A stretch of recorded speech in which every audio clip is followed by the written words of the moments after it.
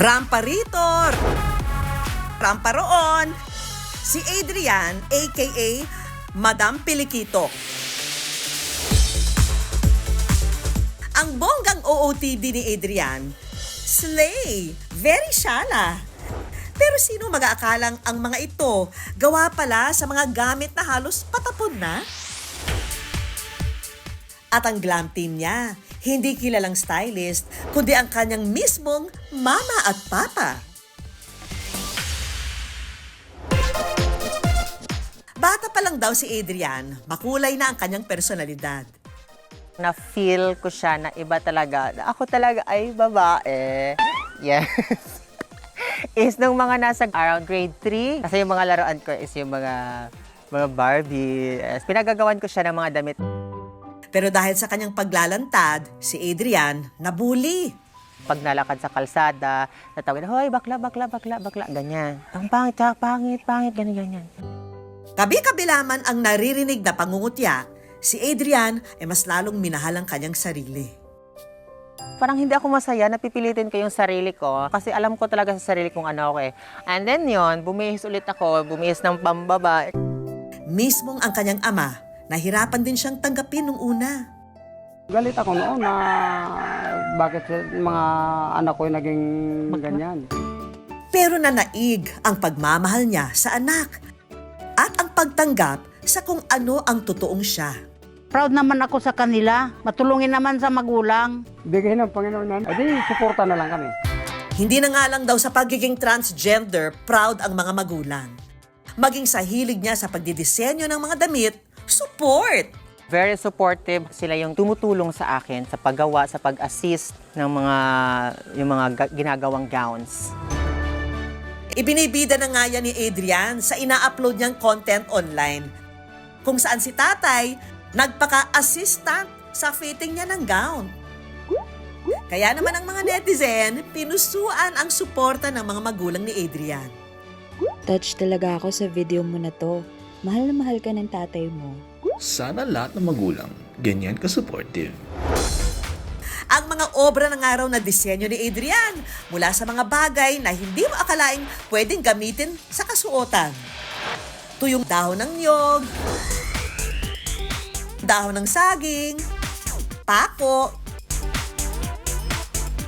tansan, Hindi po siya naka-stick glue, siya po ay nakatahi talaga, isa-isa. maging mga kahoy na mismong sina tatay at nanay pa ang kumukuha. Yung mga basura na kayang-kaya pa talagang pagandahin, pag pinaandar mo lang talaga yung pagkamalikain, pagkamalikot ng iyong isip is sobrang ganda it. Pangarap daw kasi ni Adrian na maging model, pero dahil sa hirap ng buhay, kesa gumastos ng pagkamahal-mahal sa mga gown, si Adrian nag-DIY. Ang mga ito, inirarampa at ginagawa niyang content sa social media.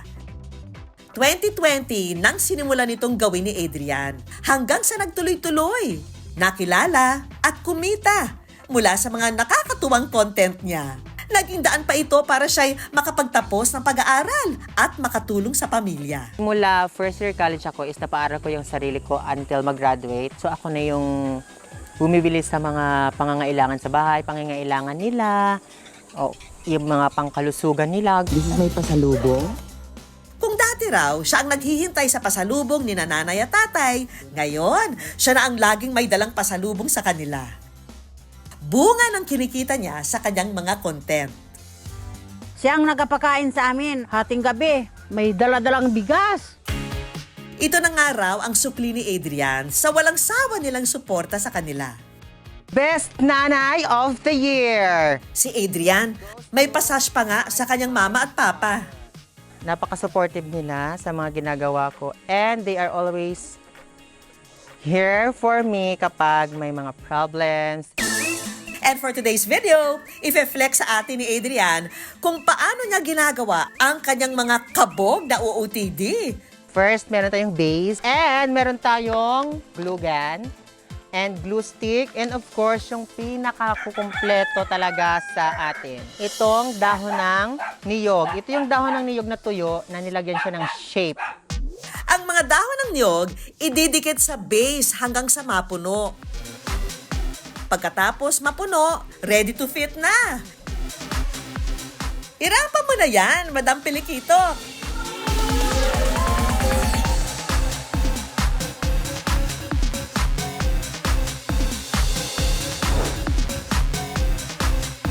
O diba?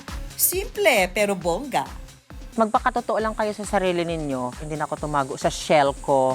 Subagkos lumabas ako, in-out ko yung sarili ko, niyakap ko yung sarili ko. Si Adrian, hindi lang bumida sa kanyang DIY gowns, kundi bida rin sa puso ng kanyang mga magulang.